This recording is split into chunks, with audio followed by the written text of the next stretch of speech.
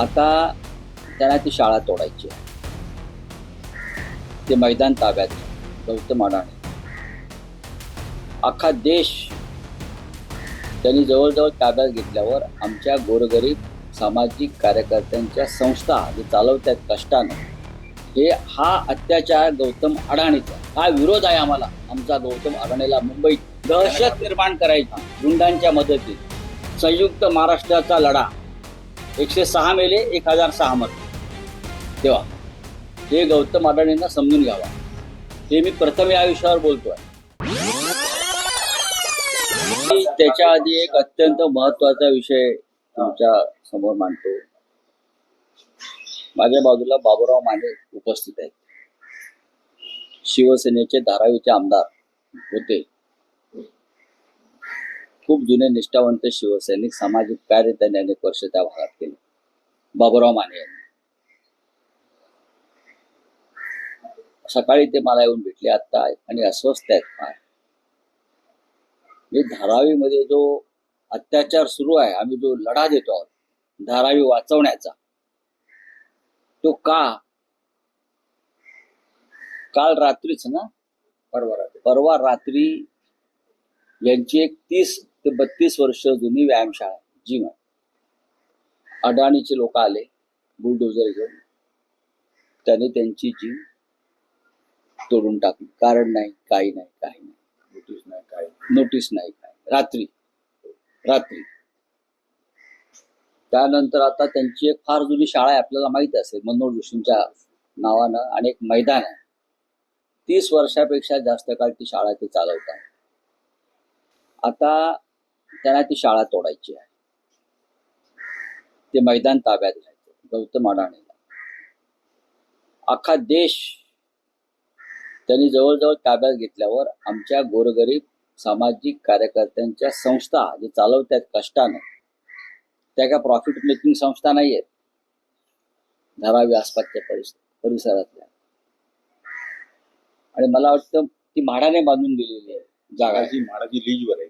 म्हाडाने दिलेली जागा, लीजवर असलेली जागा. गौतम अडाणीचे लोक अशा तऱ्हेने त्या धारावीमध्ये हाहाकार माजलेला आहे. काय देवेंद्र फडणवीस या मुंबईचे पालकमंत्री, हा अत्यंत गंभीर विषय आहे. आणि हा प्रत्येक मराठी माणसाच्या काळजात कट्ट्यार खुपसणारा हा विषय आहे. माननीय उद्धव ठाकरेंना आम्ही सगळे धारावी वाचवा का सांगतो, ते यासाठी सांगतो. रात्री अपरात्री तुम्ही बुलडोझर, जेसीबी घेऊन सामाजिक कार्यकर्त्यांच्या संस्था वरती ती चालवता, फिरवता. पोलीस काही करायला तयार नाही. म्हाडाचे अधिकारी हात वर करतात, आम्ही काही केलं नाही म्हणतात. मग हे कोण करताय? धारावी ताब्यात घेण्यासाठी गौतम अडाणी यांनी गुंडांच्या फौजा बाळगल्यात का अंडरवर्ल्ड डॉनला सुपाऱ्या दिल्यात? पाकिस्तानातून गुंड आणल्यात का? त्या सर्व गुंडांची नावं माझ्याकडे आलेली आहेत. मी पोलीस आयुक्तांना पाठवणार. आता मी उद्धवजींच्या कानावर हा विषय घालीन. काय त्या भागामध्ये आमदार आहेत, आमच्या काँग्रेसचे आहेत, वर्षा गायकवाड आहेत, अनिल देसाई आमचे खासदार आहेत, सगळ्यांशी मी बोलेन आज. पण हा अत्याचार गौतम अडाणीचा, हा विरोध आहे आम्हाला. आमचा गौतम अडाणीला मुंबईत, त्याचं एक ज्वलंत उदाहरण म्हणजे बाबूराव माने. 35 वर्षाच्या संस्था ज्या त्यांनी कष्टातनं उभ्या केल्या, त्याच्यावर तुम्ही मध्यरात्री गुंडांच्या मदतीनं बुलडोजर चालवता. आणि सरकार आणि त्यांची कायदा सुव्यवस्था कुठे झक मारते. मोदी फ्रान्सला गेले आहेत. आता पाठोपाठ अडाणी पोस्ट तिथे एखादा कॉन्ट्रॅक्ट घ्या तुम्ही, अख्खं जग ताब्यात घ्या. पण गरिबांची धारावी का गिळताय? मराठी माणसाच्या संस्थांवरती का बुलडोझर चालवत आहे? हा प्रश्न देवेंद्र फडणवीस जे या महाराष्ट्राचे मुख्यमंत्री आहेत, हे जे आहेत महापालिकेत निवडून आलेले आहेत भाजपचे, आणि त्यांचे प्रमुख मराठी, तुमच्या अंगात मराठी रक्ताचा एक जरी थेंब असेल खरा, तर अडाणीला प्रश्न विचारा की हा जो तुझा मराठी माणसाला उद्ध्वस्त करण्याचे जे काय कारस्थान चालू आहे ते कशासाठी, कोणासाठी? धारावीमध्ये शिवसेना विरोधाचं हे कारण आहे. चला पुढे बोला. बघा, मुख्य कारण तेच आहे की त्यांनी धारावीमधले रहिवासी, धारावीमधले छोटे छोटे उद्योजक, कुटीर उद्योजक, त्यांच्या संरक्षणासाठी तो लढा उभारलेला आहे. सर्व पक्षीय, त्या शिवसेना आहे आणि ते तिथे शिवसेनेचं नेतृत्व करतात. त्याची किंमत त्यांना नक्कीच मोजावी लागते. गौतम अडाणींनी गुंडांच्या टोळ्या पोचल्या आहेत का, हा माझा प्रश्न आहे. गौतम अडाणी हे उद्योगपती स्वतःला समजतात ना, मग त्यांनी उद्योगपती सारखं वागावं, त्यांनी रतन टाटा सारखं वागावं, त्यांनी मुकेश अंबानी सारखं वागावं उद्योगपती म्हणून, त्यांनी बिर्ला सारखं वागावं, त्यांनी गुंडांच्या टोळीच्या प्रमुखासारखं वागू नये, त्यांनी दाऊद इब्राहिम वगैरे वगैरे जे आहे, छोटा शकील, त्या पद्धतीनं वागाल तर आम्ही छातीवर गोळ्या झेलायला तयार आहोत. हे माझ्या गौतम अडाणीला आव्हान आहे. मला सांगतो, उद्या 2 वाजता आम्ही एअरपोर्टला जातो. जे एअरपोर्टला मध्यंतरी प्रकार झाले आहेत, परत मला सांगतो, उद्या 2 वाजता आमच्या एअरपोर्टला मिळावा. ज्या पद्धतीनं एअरपोर्ट सुद्धा ताब्यात घेऊन काही गुंडांच्या ताब्यात दिलाय आणि तिथे गोल्ड स्मगलिंग सारखे प्रकार त्या गुंडांकडून आले समोर आणि त्यासाठी शिवसेनेला तिथे दडपण्याचा प्रयत्न होतो आहे. उद्या आम्ही 2 वाजता एअरपोर्टला जात आहोत. आणले आहेत काय असा प्रश्न आहे. तुम्ही समजून घ्या मी काय म्हणतोय ते. पोलीस म्हणतात ही कारवाई आम्ही केली नाही. हे महेंद्र कल्याणकर जे माडाचे प्रमुख आहेत, सीओ आहेत SRAचे, तर त्यांना जाऊन भेटले, त्यांनी हात वर केले, मी कारवाई केली नाही. मग रात्री घुसून JCP आणि बुलडोजर घेऊन कोणते गुंड घुसले? नाही, गौतम अडाणीचे गुंड आहेत. तिथे त्यांनी गुंड आणले आणि त्या गुंडांच्या मदतीनं मराठी माणसांच्या जागा, श्रमिकांच्या जागा या खाली करण्यासाठी त्यांनी जोर जबरदस्ती चालवलेली आहे ना. मग याच्यावरती का आम्ही जाब विचारायचा नाही का? सरकार जर करत नाही म्हणजे देवेंद्र फडणवीस कुठे आहेत या सगळ्या विषयामध्ये? हे माझे आमदार आहेत, त्यांच्यावरती जरी परिस्थिती आहे तर इतर सामान्य माणसांची काय परिस्थिती? दहशत निर्माण करायची गुंडांच्या मदतीनं. आणि हे गुंड कुठून आणलेले आहेत आणि या गुंडांना कोण पोचतंय याचं उत्तर गौतम अडाणीच्या कंपनीने द्यावं. गौतम अडाणीची कंपनी या लेवलला आली असेल धारावीमध्ये तर मग मराठी माणसाबरोबर सरळ टक्कर होईल, हे सांगतो मी. मग संयुक्त महाराष्ट्राचा लढा 106 मेले, 1006 मरतील. तेव्हा हे गौतम अडाणींना समजून घ्यावा. हे मी प्रथम या विषयावर बोलतोय. आता माझा विषय नव्हता कालपर्यंत. ज्या पद्धतीनं माझ्याकडे बाबूराव माने आले आणि तो विषय मी समजून घेतलेला आहे.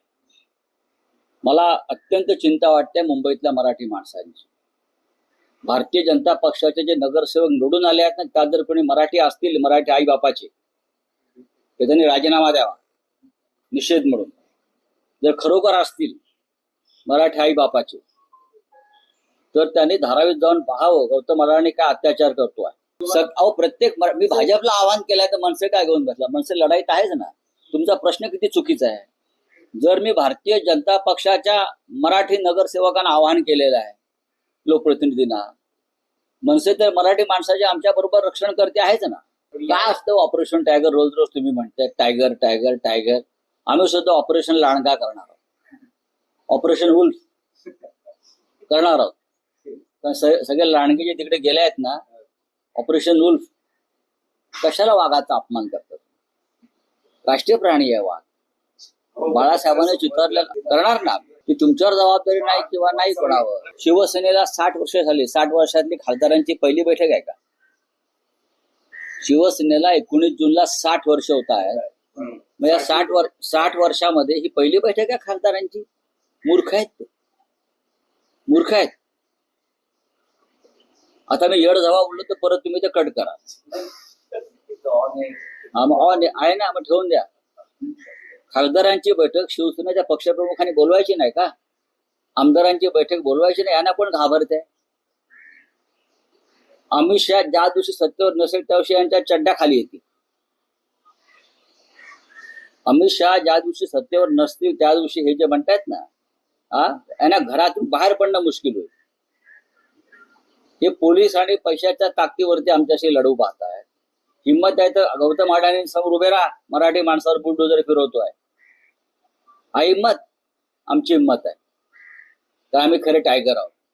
फार तुमचा कोरकट प्रश्न आहे. हे जी तुम्ही नावं घेतली आहेत ना, त्यांना शिवसेना या 4 अक्षराची नावं घ्यायची त्यांची लायकी नाही. लक्षात घ्या. हे पळपुटे पळून गेलेले लोक आहेत सगळे. ते काय आम्हाला सांगतात? बरं जाऊ द्या हो, तुम्हाला पण कळलं पाहिजे काय लायकीचे लोक आहेत. पळपुटे, डरपोक, भ्रष्ट, ठेकेदारांचे दलाल, असे लोक आहेत सगळे. त्यांना एवढं तुम्ही महत्व का देताय? नका देऊ. यात महाराष्ट्राचं नुकसान आहे, तुम्हाला मी सांगतो. यात राज्याचं नुकसान आहे, यात मराठी माणसाचं नुकसान आहे, आणि यात तुमचं सुद्धा नुकसान. पत्रकार म्हणून काय करतात ते करू द्या ना, कळेल. आज खासदारांची बैठक आहे, सर्व खासदारांशी संपर्क झालेला आहे. काही खासदार लांब आहेत, काही ठिकाणी जे खासदार लांबून येऊ शकत नाहीत, त्यांच्या घरी काही कार्य आहेत, ते व्हर्च्युअल उपस्थित राहणार. ती व्यवस्था मी केलेली. येऊन बघा तुम्ही. भाजपच्या प्रमुखांनी त्याच्यावरती बोलावं. मुंबईच्या भाजपचे जे इकडले जे निवडून आलेले मराठी लोक आणि त्यांचे जे इकडले मुंबईचे प्रमुख आहेत, त्यांनी बोलावं या विषयावर. तर आम्ही काय ठेका घेतलाय? पण मुंबई ही मराठी माणसाची आहे. मुंबईवर मराठी संस्कृतीचा पगडा राहील, त्यासाठी आम्ही महाराष्ट्र नवनिर्माण सेना, काँग्रेस आणि राष्ट्रवादी काँग्रेस हे सतत संघर्ष करत राहू. बाकी हे सगळे जे खेळ आहेत ना, हे तुम्ही त्यांना जाऊन विचारा.